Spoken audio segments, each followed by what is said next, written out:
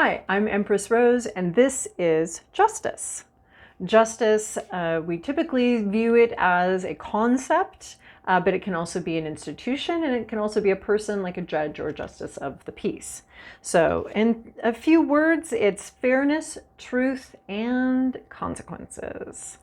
So in our Kabbalah, we have it right here between 5 and 6, going from Gevira, severity, to Tiferet, beauty. And this path from severity to beauty, right, to the heart of the matter. So it can feel very severe. Justice can, especially when we're receiving the consequences of our own actions. Justice can feel very severe, but it's in the service of a larger beauty, a larger balance to things. So the Justice card can be talking about having that balance. So it may seem a little harsh to us, but it's for the greater good. And there's an Alan Watts concept, and I adore Alan Watts. And his concept is that we're living on two levels. Like, we have our level of our personal involvement in the situation, in the world. And then we have this larger level, this greater concept, the whole. And justice to me is talking about the whole often, the larger concept of justice, which can feel a little harsh to us. So life isn't always fair, but when this card shows up, we're definitely dealing with some sort of issue about that.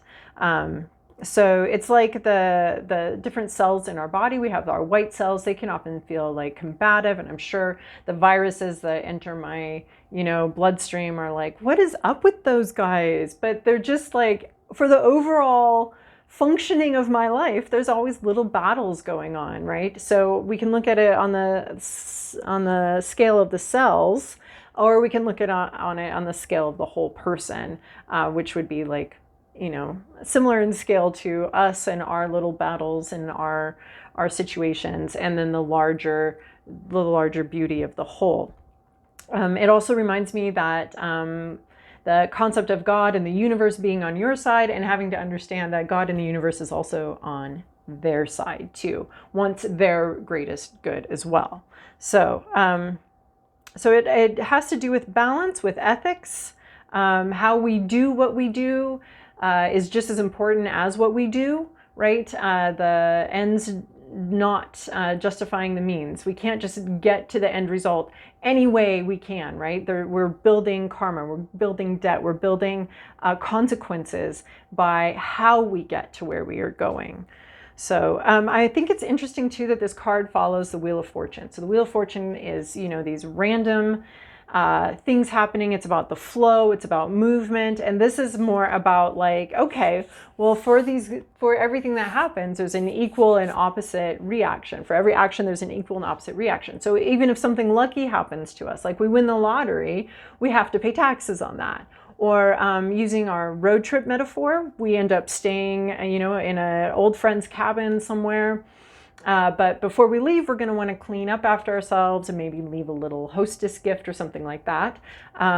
Or what if we did the cave tour that we just happened to arrive, right? Our Wheel of Fortune tells us we happened to arrive right when it was leaving, and there were 2 spots for the 2 of us, and we got to go on it. But now our itinerary is a little bit behind. So there's the consequence to the action, right? Or to the activity, to the thing that's happening. There's the back end of that, of like, okay, well, now we've got to pay a little bit of a price. We still wanted that to happen. We're still stoked that we got to go on that tour, or we got to stay at that friend's cabin mansion. We're still excited about that, but we do have to pay a little bit of a price, right?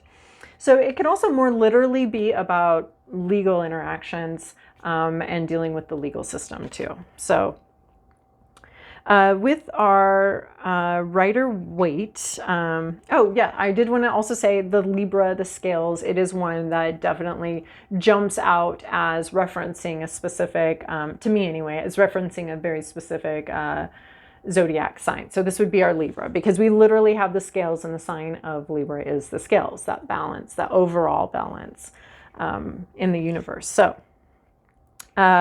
So in the Rider-Waite-Smith, we have, they talk about the 4 cardinal virtues. It's justice, temperance, strength, and prudence, which is the Hermit card. So this is justice, one of the cardinal virtues. It talks about, equality, righteousness, and property issues, which would be more along the legal realm there. It can also refer to a judge. So, and then we've got the sword of truth, very much aligned, very much observed. This justice, this overall justice, this does see the truth, and it can come in a little, feeling a little bit harsh, just because it does not allow for extenuating circumstances, because it already did allow for those extenuating circumstances. So we're not going to take further consideration of your tears and your frustrations and whatever. So life isn't always fair, but this one is definitely talking about a balancing. Something is getting balanced out. So, and even the severity and the beauty, right? We're not always balancing. It can feel severe, but justice can also bring in a lot of beauty where things have been too severe. The consequences have absolutely been more than what you did. Like this, if you did something minor as a kid in class and your teacher just really punished you, this would be the principal sort of coming in and being like, what on earth are you doing? Let this kid go to recess. It's been 3 weeks since they had a recess. All for what? Leaving a pencil on the floor? Come on. Like, this is a higher justice coming in. And it might be harsher, it might be more beautiful. It sits right in between those two things. Depends on what you did and what other people did. So in our Matt Hughes deck, we have this justice, referencing, blind justice, the hope that justice isn't paying much attention to how much money you have or your race or socioeconomic status or anything like that. We're not thinking about that. We're thinking only about what's fair. There's a lot of wisdom here, and there's balance being brought in, and some of these externals that can cloud our thinking as humans. When we look at someone or a situation, we're only seeing our minor perspective of it. This is saying there's a much larger perspective that this justice can see, because they're not getting hung up on little details. And then in our Golden Tarot, this one brings out more of, like, we're talking about if you're making a decision, and this one comes in, we're talking about, the angel and the devil trying to weigh out, what should I do? What should I do? Trying to weigh that out and figure out what to do. These different influences. This is also talking about this one, especially if it comes in sort of a to-do list or your more action-oriented place in your spread. This one talks about maybe if this were to come in, this would be like, you have the opportunity to make something more fair. You have an opportunity to act for the greater good, to act in the larger sense here and make something fair. So this would be, right, these angels are coming in to sort of try to balance something out that's been out of balance. So the strong helping the weak. Fate may need a helping hand here, putting the thumb on the scale on the side of good and right? And I love this one from the Mystical Moments deck. This one's talking about that that overall view, the overview that the universe has over what's in our hearts, the whole story, the whole picture. This justice, when this justice comes in, they're balancing something out because they can see all the extenuating circumstances. And it's not that they're like imagining them, it's that the universe sees all the extenuating circumstances. And so this can come in, the sword is very upright and very rigid because there are rules that, in the large, this is referencing sort of these rules of the game in the larger universe that already take into account because they can already see. So this one, where this one's blind to extenuating circumstances or just things that prejudices people get hung up on, that blind them to the overall justice of the situation. This one is talking about right, she's blind technically, but it's all in service of a larger sight, a larger vision. And this one's the same thing. Like this one's referencing more the larger vision, the overall vision. So this could be someone in authority.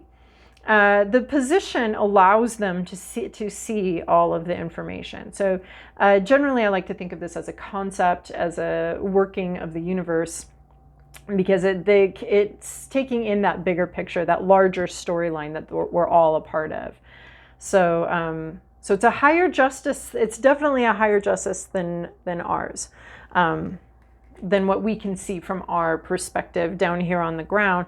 This this concept, this ideal, can see more than what we're seeing here. So, and then we have the Santa Muerte deck. So this one's talking about the afterlife, right? We've got this sort of death here, as we do often in a deck called the Santa Muerte deck, the death saint. So the balance, this one talks maybe a little about a possible afterlife, of if consequences aren't here, they will be there, which is a fabulous fantasy that we all have and may or may not be true. I don't know, I haven't died yet, that I remember. We also have the sickle here, the harvest, the reaping what you sow. So what did you sow? Did you sow some flowers or did you sow some weeds? Like, what did you sow here? What did you plant? What did you know, we can have the planting, the action of the planting. So you did something, but how did you do it? What did you plant exactly? Because you're going to reap what you sow. So if you're in the decision-making process, should I do this or that? This is definitely here to tell you, you're going to reap what you sow. So if you, you know, this angel devil here, which side you decide to go on here, which part of whatever choices that you're making, you will have consequences. Now, we don't always have consequences, but when this card shows up, it's talking about there will be consequences to whatever decision you make. This one I also love. This talks about, so these different decks just pull out different strengths from the concept, different ideas, because the concept's pretty big, justice, right? So what are we pulling out here? And so picking your deck can be a little bit of the intuitive process. So this one comes up with, right, decision making. We've got the meme of the lady with the calculations going on here. So we've got this decision making, and we've got this understanding that you're going someplace. Now we've got two routes to go here. We can take a more upright, honest route, a better route with, I would say, clearer karma or clearer consequences, better consequences to that. And we have this other route. So where you're going, here's where you're going. How do you want to get there? What kind of sort of karmic debt load do you want to build up while you go there? What sort of consequences, unintended consequences, often this one comes out to me as, is like, well, you know, here, or this one, we could take these together. Like, here you planted the seed, but what seeds did you plant exactly, right? So this is like, this is a warning of unintended consequences. Yeah, okay, you planted the seeds, but which seeds? Which seeds did you plant? Did you plant thistle seeds or did you plant nasturtium seeds? Which ones? Which ones are you going to plant? So this is making those calculations. And especially with the calculations, it comes in with this like focusing your intentions on your goals and the possible ramifications of it. I really see some calculating here. What are the possible ramifications, right? The road to hell is paved with good intentions. So we can have great intentions. We want to plant seeds. We want to plant seeds. That's our intention. But this is really thinking through exactly what seeds are you planting and what are the ramifications of that. And the Muse also has the booklet has a really great quote that I love. The destination is the same. The way she arrives has a great bearing. So how you get somewhere, okay, you're going there. How you get there is very important. Or even like how you leave the place. Like if you're staying at your friend's cabin, how you leave it is you're leaving, right? We're leaving the cabin. We're continuing on the road trip. We're leaving the cabin. How we leave the cabin is really what's important here. Because we know we're leaving. Are we leaving it a mess or are we leaving it better than how we found it? So, and sometimes that takes like a lot of thinking through, and we can't think through everything, right? There are all sorts of random things that happen, but to the best of your ability, making sure you're leaving the world and the situation and the people that you encounter better off for having known you and having had you in their life and in their presence. So this is really thinking about the possibility for unintended consequences, the possibility for these ramifications, understanding that there are consequences to everything you do. And when this card comes up, it's really trying to grab your attention to think about that. So in the Guardians of the Night, we have the bat here, again, referencing the blindness. We have the Sword of Truth coming in here, and we have the balance here. And this one talks too about like the consequences may not materialize right away. It's not tomorrow, that your friend's going to return to the cabin and realize you trashed it. It could be in a couple weeks, right? It may not be tomorrow. It's not tomorrow that the state's going to realize you didn't pay taxes on your lottery winnings. It's going to be maybe a year or two, maybe once those winnings are all gone and you're broke again, and now you can't pay it back, right? So, so the consequences, and this one too, the consequences will come eventually. They will come eventually. So maybe not tomorrow though. So it's letting you know that those intentions that you have, maybe no one will see them right now, but they'll eventually come to light. So you want to take some care, take some care. This isn't about like being paranoid or whatever. This is about just taking a little care and thinking through things, because there will be consequences. So, and making sure that your intentions and your actions are aligned. And then in this apparition one, we see like black and white. Like a good justice has seen enough crocodile tears, a good justice of the peace, a good decision maker has seen all the emotional arguments, the crocodile tears of the person who knows that if they cry right now, they're going to get away with it. Everyone's going to feel sorry for them. Like a good justice of the peace knows about all of that BS. And they just want to, just what are the facts, ma'am? I don't really want to hear the whole sob story, because I hear sob stories all day long. I don't really need it. So this one's more dispassionate, not really caring how you feel right now. But what did you do? Okay, right now you feel regret, but you still made the decision, right? So there can be a little bit of that harshness. Yeah, you can regret something and cry all you want about it, but you still made the decision to do it that way. So a little bit harsh, but all in service of this larger beauty, this larger balance to the world. So in reverse, we're getting like, obviously injustice, right? Something being unfair. It could be corruption, could be false accusations, a misuse of the justice system, a bad justice of the peace, a justice of the peace that's easily manipulated or has their own agenda, and their own biases that they're very obviously bringing into the courtroom, right? Excessive severity. Oh, someone being, right, that teacher that I referenced earlier may have thought like, well, I'm just punishing someone, and then there's a higher power here that's like, that's too much. That teacher would come in as justice reverse, right? Like way too severe. Like they left a pencil on the floor and they don't get recess for 3 weeks. That's insane, right? And so, so that would be saying, yeah, this is unfair. Actually, what's going on is unfair. So similar cards might be Six of Coins, talking about sort of the flow of resources and the flow of things, of people eventually getting something that they deserve, or not necessarily something that they deserve, but there's a sense of calculated gifting, which isn't necessarily about deserving, but is about balancing things out. And the scales are also present usually in that card as well. And then the other one is the King of Swords. King of Swords, Queen of Swords can be a little bit too harsh, but King of Swords has an ability to take in extenuating circumstances and see that. So very similar energy to this one. So I hope that that was helpful in your own personal practice. And yeah, thank you.